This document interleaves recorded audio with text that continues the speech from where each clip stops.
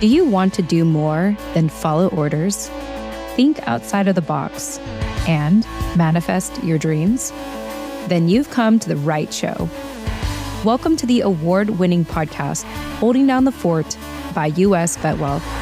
I'm your host, Jen Amos, a Gold Star daughter, veteran spouse, and entrepreneur.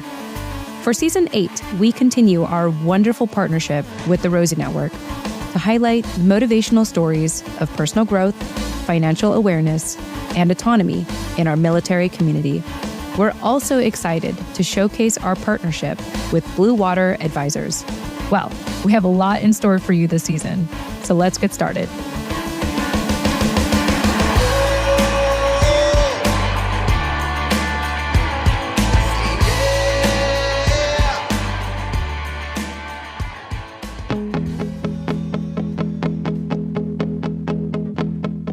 All right. Hello, everyone. Welcome back to another episode here at Holding Down the Fort by U.S. VetWealth in partnership with the Rosie Network and Blue Water Advisors. By the way, this may become, if you've been following our show consistently, you're probably just tuning out these names, these companies. And so I want to take a moment to emphasize them again. Holding Down the Fort, it takes a village for this show to exist. And it really, really is possible because of one, my company, U.S. VetWealth, and my team.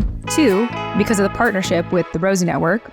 And three, because of the additional partnership with Blue Water Advisors. I do hope that you take the time to check out the show notes of this episode to figure out how to get a hold of all of these people or even to just look into them. Because again, if you've been following along, I continuously stress that it takes a village to feature all of these stories. And I am just lucky enough to be the face of it.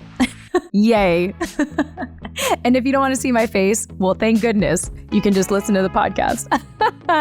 Okay, I'm laughing at myself, but if you got a good laugh out of that, you're welcome. All right, well, hello. Well, hello to episode 191. It's Thursday, and if this is your first time listening to the show, you'll know that, or you do not know, let me tell you, that every Thursdays is an opportunity to share employment stories, how military retirees can find employment in post-military life. So if that's what you're looking for, tune in every Thursdays for that. Every Mondays is when we share entrepreneurial stories of the Service to CEO graduates from the Rosie Network. And we share a mix of entrepreneurial and employment stories in the name of inspiring you all with stories of personal growth, financial awareness, and autonomy in our military community. So this episode is no different. This episode, again, if this is your first time listening, this is where I take a step back as a host to feature my husband, Scott, and what he does with his live show called Take a Knee Tuesdays with our Blue Water Advisors partner, Mike Wallace. And so in this conversation today, Scott and Mike share how to reframe your mindset for success after military service.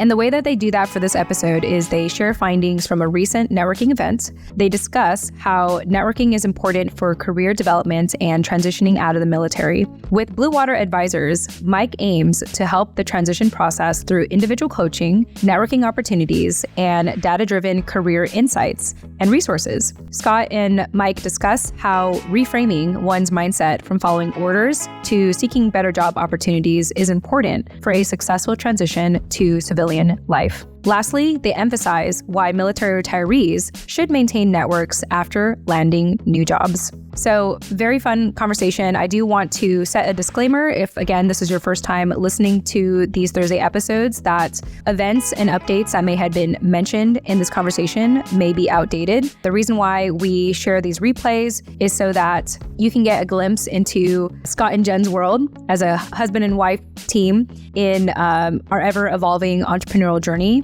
And especially for military retirees seeking employment in post-military, these conversations are for you. We'll give you tips and tricks. At least Scott and Mike will give tips and tricks on career progression, opportunities, and all the things for post-military. So that being said, I hope you enjoy this episode, and I will chat with you more in the post-commentary. Enjoy. Happy listening or watching. All right. Looks like we are live on LinkedIn and the YouTube. See if you have the internet, but welcome back. Hi, I'm Scott Tucker here with Captain Retired Mike Norm Wallace. welcome back from the land of the pilots, or the naval aviators, from what I've heard. So as an Army guy, I like hearing about all the cool things that other services do in their networking space. You know, the even in the military, we all have our own unique niches, whether it's having gone to an academy or special forces or pilots or whatever. It's like that if you could tap into a subset of your community and not just be yet another veteran, like that's kind of the point. So looking forward to hearing a little bit about how the event went. Any new insights you gleaned? Any surprises? It was a really good gathering at the Tailhook Convention right there in Reno, and went out last Wednesday. We had good days all throughout the week, Thursday, Friday, Saturday morning as well, until we started to kind of break down. But it goes through Saturday, and most people kind of, hit their return travel Sunday morning usually. But that was it. That's a big event. That's 4 days. And from what I understand, talking attendance, right? You know, the orchestrators of the event, they said they had some record attendance, on the Navy's part. So it was really good. And a lot of industry out there as well. You and I talked briefly about that, right? And some of the government contractors, defense industry agencies that are out there, and other support services, right? A little bit in the financial sector out there. We saw a number of companies that were sticking their toe, in that pool out there to kind of bring some insight and everything. So maybe we figure out a way to get U.S. VetWealth out there next year, right? As we kind of head that direction. It was a little bit of a different engagement strategy. Our Blue Water career progression consultant, Steve Weeman, he went out with me, and you probably remember prior year engagement, right? You've been to these events. We had a table, you have your kind of handouts and everything, and you just wait for people to it's a passive engagement if you choose to do it that way. You wait for people to kind of seek you out. And then, we had a breakout room once a day where, people could come and, kind of hear our thoughts on career progression. And that worked okay, I should say, for the first 2 years, but we didn't do that this year. Scott, we pretty much took the passive out of it and went active, if you will. We were absolutely engaging individuals, one-on-one. So it was long days for us out there. And, the feedback that we got is, there's not a large portion of the audience that comes to that event, to talk about what's next in their life. But what we found is they may not be excited to have that conversation overtly, but they very much want to have that conversation one-on-one, right? And so we kind of met them on their terms, and we had tons of those engagements with leadership as well out there too. Several flag officers we had a chance to engage. Many were curious about our efforts. Now that we're approaching the end of year 3 in this pursuit of ours, our brand is pretty well known, right? People understand what it is we're trying to build and how we're trying to disrupt this career progression or this transition space out there and build something better, more effective, more efficient, right, for naval aviation or really leadership of all backgrounds, right? It's applicable. It's agnostic to your, how you served, right? If you want to pitch into the message and the network and the keen insights and the corporate partners that we have and going forward, it's here for everybody, right? And we're excited. Yeah. I think the way you did it this way is more from a research standpoint. Hey, let me just go talk to people and learn, what they're looking for. Oh, they're not looking for this right now, but they are. They know they should be. So if anything, you're kind of sparking that fire for them. And a lot of times it's going to take someone 2 to 3 years to have their own, internal decisions about, what do I want to do next before they kind of remember, oh yeah, I need to go talk to this guy. So it was your goal to just in general kind of, spread the word a little bit more about what your offering is, obviously, and kind of get that feedback like we just discussed. Or are you trying to actively, build out that network and engage with people like directly? Are people saying, hey, follow up with me, when we get back home on Thursday, give me a call? Like if you were coaching someone who was going there as an individual next year, kind of what are their expectations on networking and follow up and active duty career versus post-military career? Yeah. The message for us is pretty consistent on how to approach events such as this, which is really not completely different, than if you were to go into any other major, networking or job fair type kind of thing. There are a lot of industry leaders. There's, many companies that are out there. And that's probably not the primary reason, right, that people, pursue Tailhook. It really is a community opportunity to come together, to get updates on the community, to get the latest state of the landscape, right? How our leadership and, is engaged in various different AORs, et cetera. And those updates are absolutely fantastic. But a very strong, secondary benefit, if you will, is you do get a chance to meet all of those individuals that you may have known from years past and how they're plugged in with various different defense industries, their government contracting companies, et cetera. And so to answer your first question, you're like, what's the approach like out there? What were we looking to get out of it? Lots of one-on-one discussions. We're not really out there trying to reel people in hard, but we just expose them to what it is we're doing. And if they are curious and desire follow-on engagements, we let them know how to reach out to us. Let me ask you this real quick. Yeah. Are they even aware that a service like that is available or even needed? I guess that's the first thing. Because that's what, for my problem, for what I solve, most people don't even know until, way later in their career. Are you catching them where they're like, oh, shit, I hadn't thought about that yet? I was surprised more so this year than even last year. The majority of the people that we spoke with were absolutely aware of our brand and what it is we're trying to do. Oh, all right. Good. In fact, I didn't speak with one flag officer that wasn't aware of what we were trying to do, right? They all were fully aware. They've all heard of our engagement strategy. They've all heard what we're trying to do. There were some of them that were trying to understand it, right? I mean, hey, how are you doing this? And, what does the future look like? And, you're trying to get at it to that aspect. But much more than even last year, almost everybody we spoke with was aware of what we were trying to do, right? Which that's exciting. So that tells us that our brand is getting out there, Scott, right? I mean, people are aware of us. And again, just to reassure everybody out there, we're not a threat to retention. There is absolutely no benefit for us to entice anybody, to get out before the right time. I mean, we all wore the uniform. You did as well. That is the furthest thing from what we do, right? We do not try to entice people. In fact, we have individuals that reach out to us and say, hey, Mike, I want to have a conversation with you. Should I get out or not? I'm not going to have that conversation with you. That's absolutely not in my swim lane. Just not going to go there. That's a decision between, their family, their service family, right? And in this case, their Navy family and leadership. And when that time is right, then Blue Water is the trusted source, right? We were successful in uniform. We made the transition to various different industries. We have the network for you because we know you don't have time to build it. And that's the whole reason that we're aspired to build what it is we're doing. So, I just got an idea for, me. I'm always thinking of a new idea to maybe, hey, how do we explain or pitch the service or value of the service, for lack of a better term? It's like, hey, where is Blue Water going to add the most value? Obviously, in the one-on-one with the individual coaching, of course, what you offer there. I mean, I was just talking to Mike Nunziato. Am I saying his name right? Right. Okay. Yeah. And he was just like, hey, for the money we spent and what I got out of that, I never seen I was totally blew me away, the amount of value I got from Blue Water.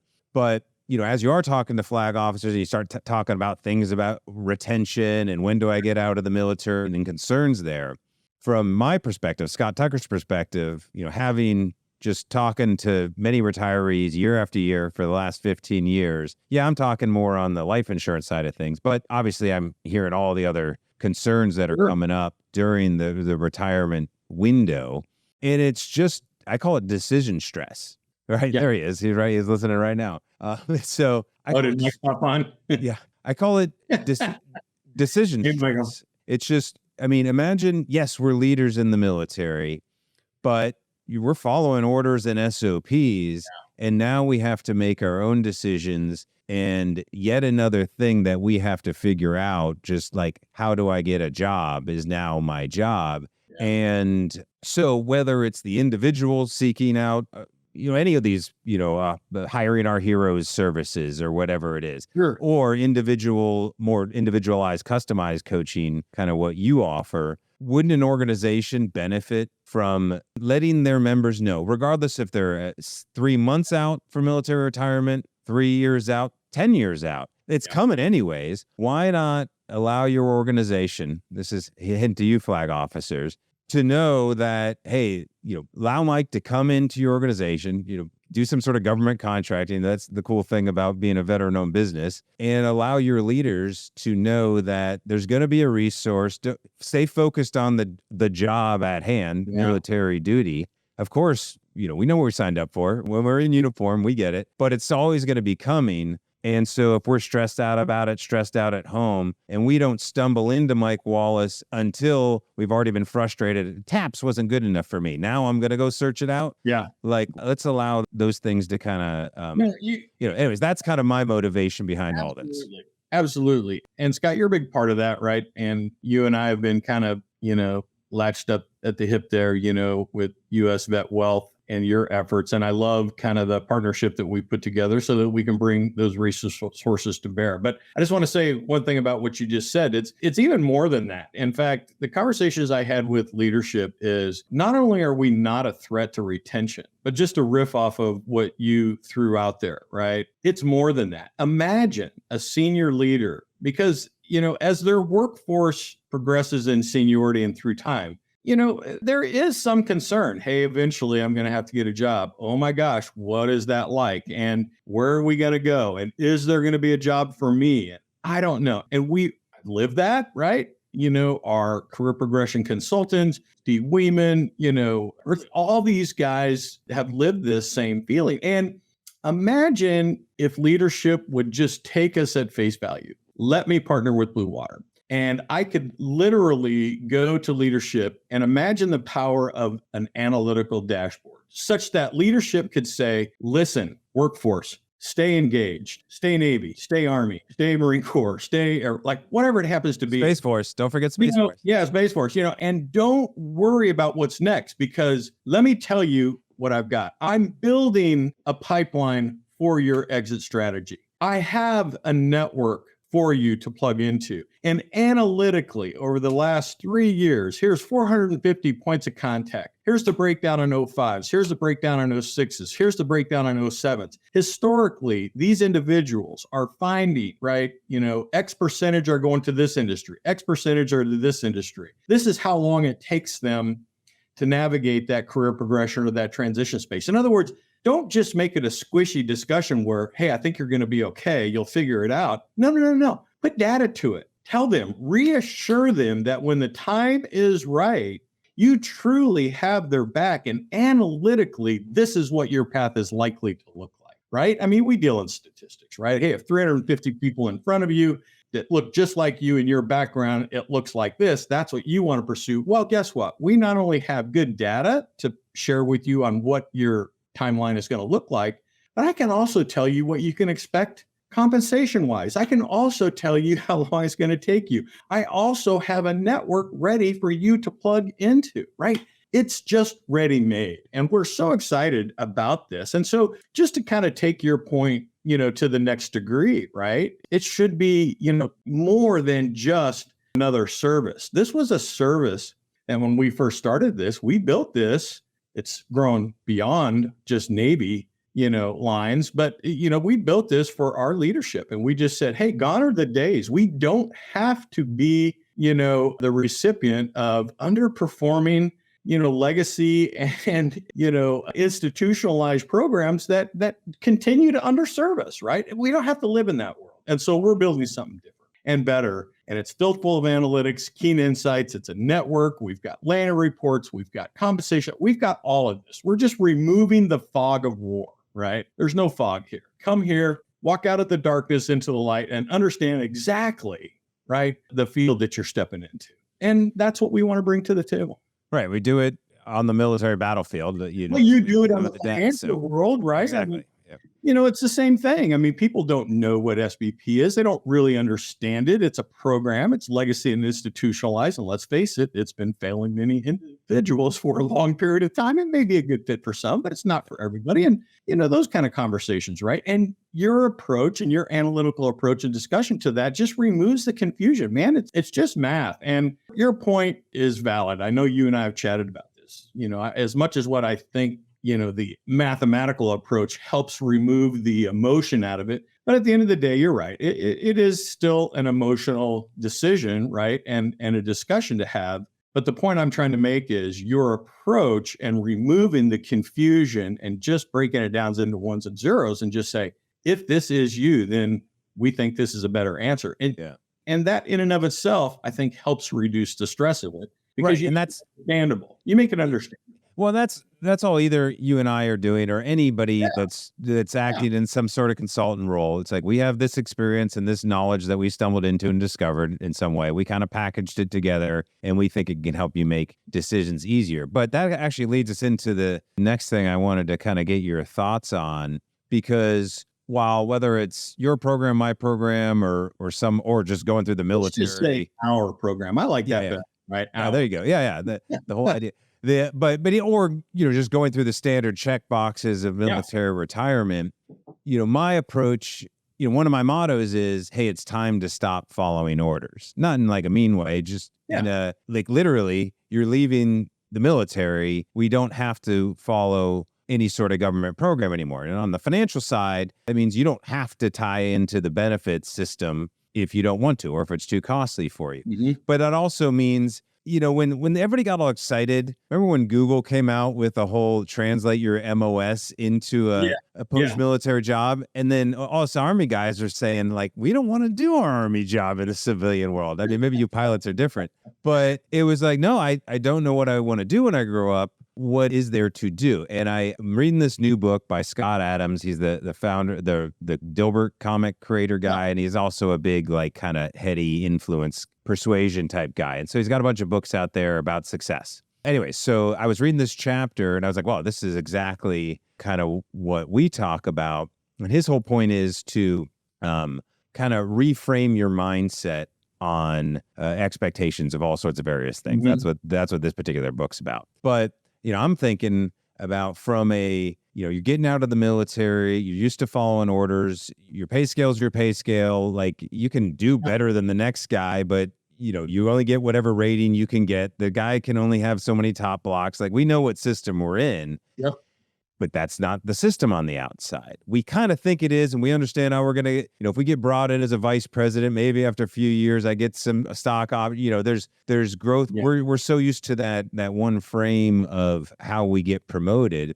And his frame, and the way to do that is to, as he says here, your job is what your boss tells you it is. So therefore, your job is to do a set of tasks for the employer in return for money, and essentially, try to do the best job you can. And you've got an agreement with what that money is. And his reframe is, no, your job is to get a better job. Yeah. Like from day one. Yeah. And you've hit on that a little bit from a kind of a networking standpoint, because we never know that, what's going to happen. And he has a couple other points here I highlighted that obviously the employer would drop you in a second if it was better for the business. So kind of keeping that stuff in mind. That will work environment. Yeah. But at the same, you probably remember me saying this, Scott, and just to kind of, pile onto that, I think for some, it hits them up front and they realize it. Some, it's a little bit of a surprise. And we say it out loud several times. We look at our members and we go, listen, you have no detailer. You have no placement officer. You don't have a community manager. You don't have a monitor, or what was it in the Army? Did you guys have assignments officers or whatever? With your orders? Yeah. Somebody HRC. Something like that. So the bottom line is you don't have that the day that you step out. And so if you think about it, you're working to get your next job, or you're going to do some level of performance to qualify you for the next step, right? People were managing that for you, right, in your military, in your uniformed career, right? And the fact of the matter is, when you step into this new life, you don't have that anymore. So 100% of all of that, right, falls on you, right? And I think we and many of our members often feel a little bit disloyal when we have this conversation. When I say, hey, I want you to step in there, don't necessarily focus on just doing the job, but focus on bringing value, right? Being invaluable to an organization not only means doing your job well, delivering those results, but a little bit more than that, right?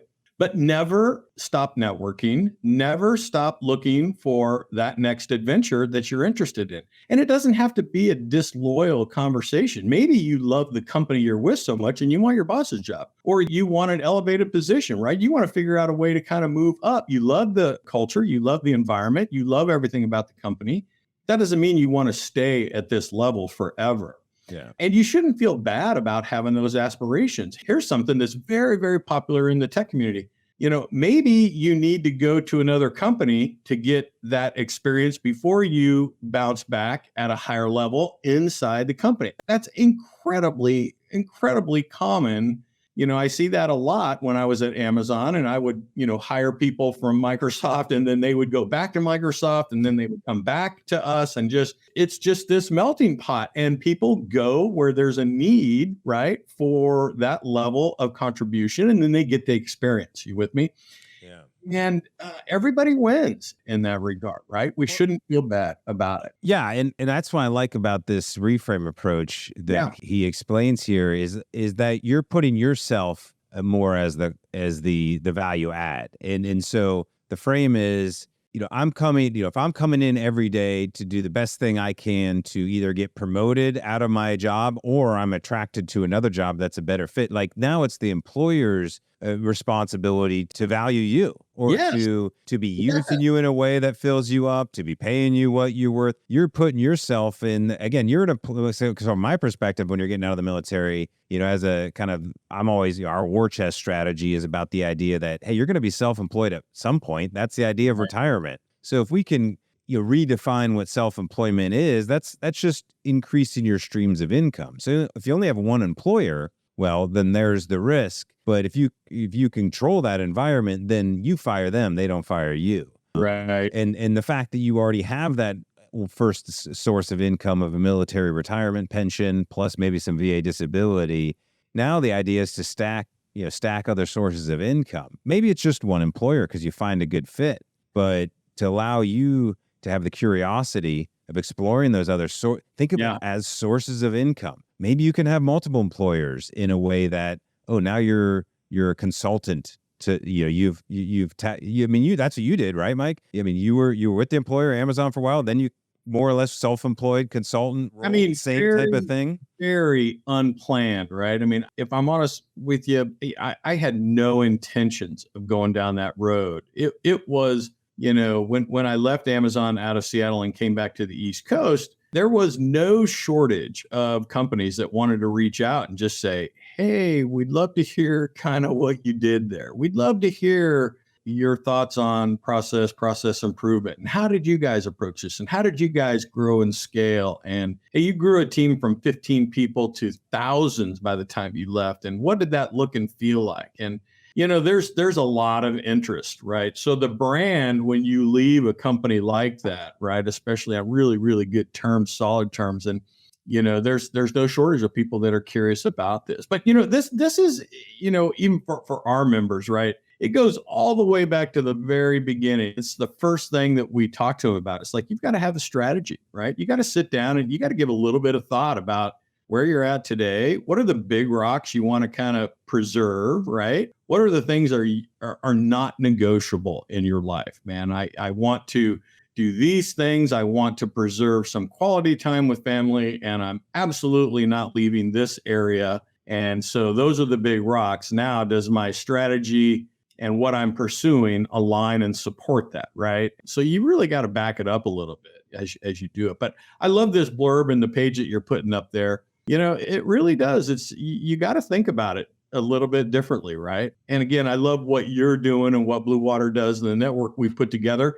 We help individuals get the mindset around this, right? We help them be aware of these kind of things. And you already hit the nail on the head. An at-will work environment is an at-will work environment. Yeah. If you're working for Meta, do you think for a second, if they need to let 11,000 people go, which they did, that they're not going to lose any sleep over that. In fact, at our lunch roundtable, we had John Adamets, a retired admiral who now works for Meta. When somebody asked him a question, they said, "Hey, what does that look like in execution?" Wow. And you already know the answer to this. It's a Wednesday afternoon and you show up to work and you get an email that says, "Hey, we just wanted to let you know that we're downsizing. You're caught up in this thing and you can turn your badge and your laptop in over here. And thanks for coming." And by the end of that day, you're caught up in the downsizing event and thank you, right? I mean, it's literally, in a lot of cases, it's that quick. Yeah. And all of a sudden, your first indicator is when you go on and start checking folders and share drives and other information in the company, you go, "Hey, how come I can't access this anymore? How come I can't get into these things anymore?" Uh-oh. Okay, yeah, right. They're cutting your access off, and then they're informing you that this is how this goes down. And this is real, right? And we're seeing a lot of this. Did you see the announcement that came out was while we were at Tailhook, North American headquarters of Steel, right over here in Virginia Beach? I saw an article they just released, 30% reduction in their workforce here, starting effective immediately. And I've been able to kind of reach out over there to see how that's going to affect a lot of people over there. But that's legit, right? A lot of these companies are right sizing right now. So yeah, tough. And it's like, we don't mean to be doom and gloomers. Yeah. We're just, there's still opportunity. It absolutely is. Well, opportunity out there. I'm trying to empower, like, as someone who, like, because I've never worked for a corporation. I was always self-employed, so I can bring, and I'm not encouraging it because it's it's not for the faint of heart, right? But I recognize that there's ways to. Basically, this is about a lifestyle design when it comes to, you're not always looking for another job. You don't have to, shirk your existing employer, thinking that, oh, I'm on LinkedIn now trying to, it's not about that. It's more just about, hey, how do I stay useful to a given network and try to find other ways to add value? One of the easiest ways to do that is just, as you're networking, share useful resources that might come up. Mike and I might be one of them, but just be the guy who kind of knows the other guys or knows who to know, but also from a business perspective, helping the people that could hire you down the road or help them out. And I try to figure out what's going to help make their job easier. And that way it's just kind of, naturally show up to events periodically, like a Tailhook, whether it's locally or traveling somewhere, just to kind of, keep mixing it up a little bit versus just waking up, hey, you got that great job, but now it's been 5 years later and you've kind of been doing the same thing every day for 5 years. Like, I only know the people I work in my cubicle with or whatever. Right. So we just want to avoid that environment. So that's all we're talking about, because that way, if the worst case thing does happen, a layoff, you're already got irons in the fire, so to speak. But yeah, you never stop networking, right? Ever. And we really try to pound that into our members, hard when they land. One of the first things we send them is our content, right? Landed, what now? And the what now part is update your resume right now. Let your network know that you've landed. Let them know where you're at. Stay plugged in with your network, because it's not just you absorb information from your network. If you're doing it right, you're paying into your network, so it'll be, ready for your next adventure whenever that happens. And if it comes no notice, and, if you haven't plugged into your network in 2 years, you thought it was hard to get it going the first time, try breathing life back into it after not touching it for 2 years. And the other thing we tell our members is, hey, this is our network. We're happy to bring you into the Blue Water Network and plug you into the people who are going to help you turn your vision into reality.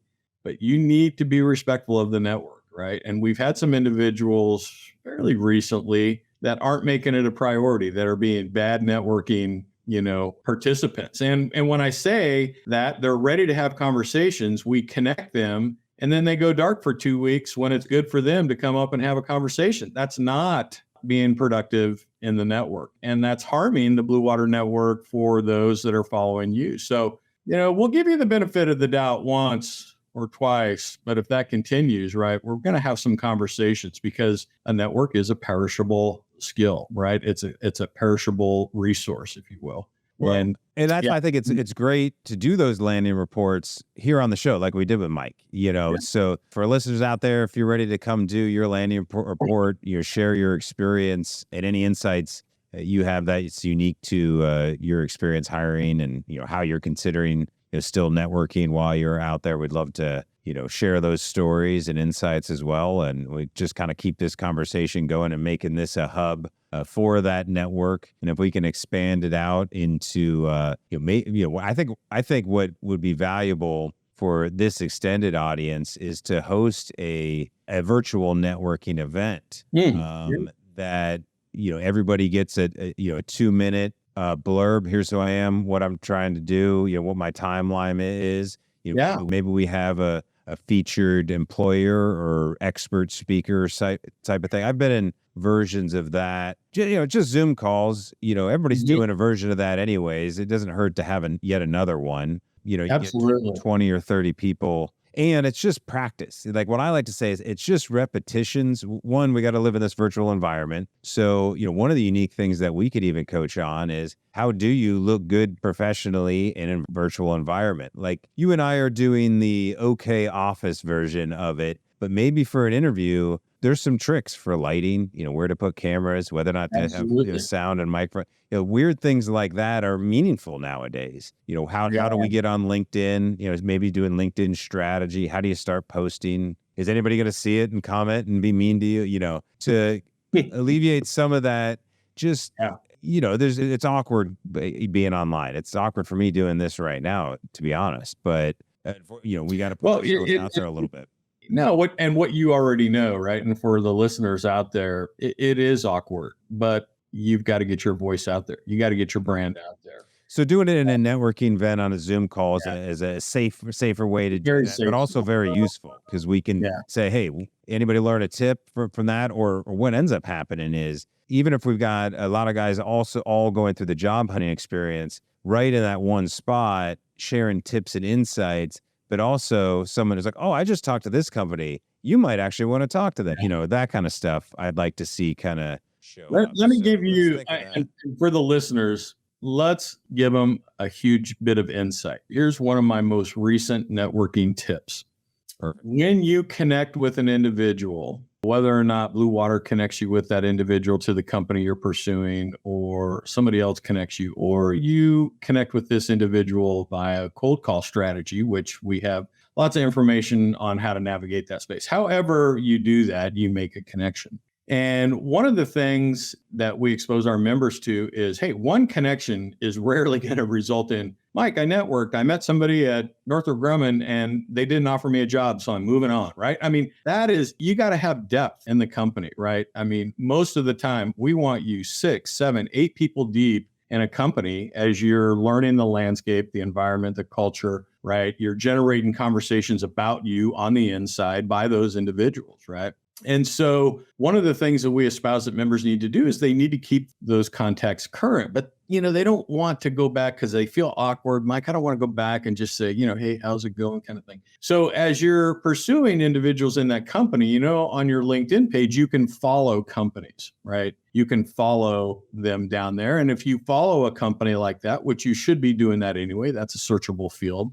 And people can see whether or not you're following them or not. So if you're following that company, you also are the recipient of that company's newsfeed, right? Those current articles that people will post on behalf of the company, right? From the company, right? They're putting that information out. That's a great bit of information to snatch that information up, read it, absorb it, know what's going on in the culture. And then, are you with me? You can take that article and just forward it back to maybe the last person you talked about. Hey, Scott, loved our conversation the other day. Case in point, I just saw this article posted on LinkedIn about the company. I was wondering if you might, get your thoughts on it. I thought it was really interesting, et cetera, right? You're engaging in your brand and building dialogue. It's a very safe space. And at the same time, you're bringing value to that individual to making sure that they're aware of what's going on with that as well, too. And it's a great strategy to keep your network tracking and up to speed. Everybody thinks that the biggest benefit and the success to networking is getting, and give me, right? Where it's almost counterintuitive. Bring value to the people that you're networking with. That leaves the favorable impression on you, and they want to engage with you, right? They know you're looking for a job. You're never going to ask for one. They know you're looking. But don't ask for it. Just continue to bring value, continue to engage and learn as much as what you can. And it really is maybe a little bit more art than science in some cases, right? But it absolutely works. So for the listeners out there, if you're engaged in the networking battle out there, give us a call. Happy to kind of talk you through it, but it's legit. That's how you do it. Right. Yeah, no, we can definitely add strategy, just find ways to add value. It's a skill set that we need to learn how to do because you got to find your own rhythm of it and your style, quite frankly. It could be going, actually posting insightful tool or insights is part of your style. Maybe it's not. Maybe sharing insights is more your style. Maybe the person who knows the people. So, no, love it, man. Cool. I think that's a great spot to kind of wrap it up on and let you get back to your recovery from your travel and your trip. But hey, one just pop up here for any of the listeners that happen to be out there, right? We continue to have some pretty exciting conversations, Scott, with the Naval Academy's Alumni Association and bringing a lot of what Blue Water, delivers, in our cohorts to the Academy specifically up there. And so if you're a Naval Academy grad and you think this is something that you might like to see in their repertoire of services, right? Let them know, right? To the individuals that are going through their career progression who need it, right? And so we're excited at that opportunity. So fingers crossed, we'll see where it goes. No, very cool. Well, congratulations. Obviously getting in with the AOGs from the academies. I know with West Point AOG, they're very engaged, whether it's a service academy career fair thing. There's all sorts of stuff where they're trying to be involved. So I know that they'd be interested in that resource as well. So it'll be cool to get the feedback from Navy. Right. Well, my classmates, actually a fellow Portuguese major, really is the AOG guy. You majored in Portuguese. I didn't think that was possible, but you did. Yeah. Okay. I just figured, hey, West Point, this place it sucks. We're all going to be lieutenants. I want to have some fun. And I want to get some good grades. I mean, at the end of the day, we all had to do engineering anyway. So I ended up doing nuclear engineering with Portuguese. I never used any of it because I was in the Army. That tells the story of the United States Army right there. Oh, my God. That's amazing. All right, guys. Well, no, great. Let me see if we had one other chat. Awesome. So, Mike likes the idea for the networking opportunity. Okay, cool. So I'm going to bat that idea around a little bit more and we'll go from there. We'll see everybody next week. All right. Take care. Cheers.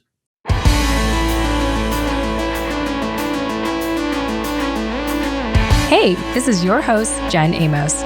Thanks again for listening to today's episode of Holding Down the Fort by US VetWealth.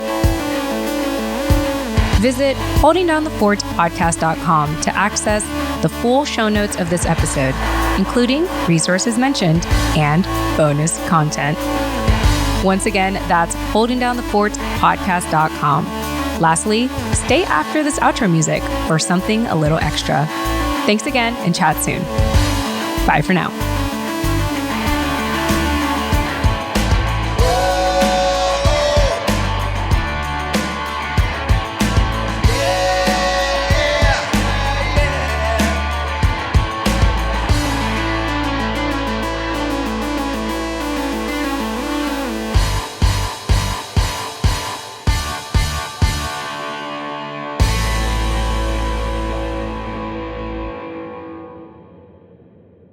All right. Hey, everyone. Welcome back. Thank you so much for listening to this conversation between Scott and Mike in regards to networking tips and opportunities for military retirees seeking employment in post-military life. If some of the things they mentioned have already been outdated, I want to encourage you all to stay up to date by subscribing to our company's YouTube channel. The link is USVW TV. That's USVW as in US VetWealth, USVW TV. And the website or the YouTube channel is actually called, the title is called Military Retirement Blueprint, but the username is USVW TV. So feel free to subscribe there and you will always get notified when we go live, when we share content on there. We share a lot of YouTube shorts as well to give like little snippets of what our live shows are like. Either way, if that's what you're looking for, if you're looking for a career progression for military retirees seeking employment in post-military life, highly recommend that you subscribe to our company's YouTube channel. This has been a fun journey. Been a fun journey for me personally to take a step back and allow my husband, Scott, to host with Mike on their live show, Take a Knee Tuesdays. Even though this is released on Thursdays, just know that these live replays were on Tuesdays. And if you want to stay up to date, to subscribe to the YouTube channel, because I don't know their schedule. They're in their own little world, you know. We all are going in the same direction. We just have different ways of getting there, if that makes sense. We all want the same things. And actually, that's the reason why, you know, similar to the Rosie Network, this is why we partner with Blue Water Advisors, because we do this all in the name of helping our military community transition to post-military life. So with Blue Water Advisors, there's an emphasis on military retirees, because even with US VetWealth, that is our primary demographic that we serve. So it's just a wonderful, wonderful partnership with Mike Wallace. So thank you, Mike Wallace, if you are watching this, and really appreciate you and the partnership we have, you know, with you and my husband and our company. So, all right, that being said, thank you all so much. Once again, if you do want bonus content throughout the weekend, you can always sign up for a free membership for our portal. That's holdingdownthefortpodcast.com/portal. And not only will you get bonus content with Mike and Scott and US VetWealth, some financial resources to help you for post-military life, make a decision on the survivor benefit plan and thrift savings plan. You'll also get access to our private podcast show, Inside the Fort, where I give a little more candid commentary. So if you're into that, I hope to see you there. Otherwise, have a great weekend, and we'll see you on Monday. Bye for now.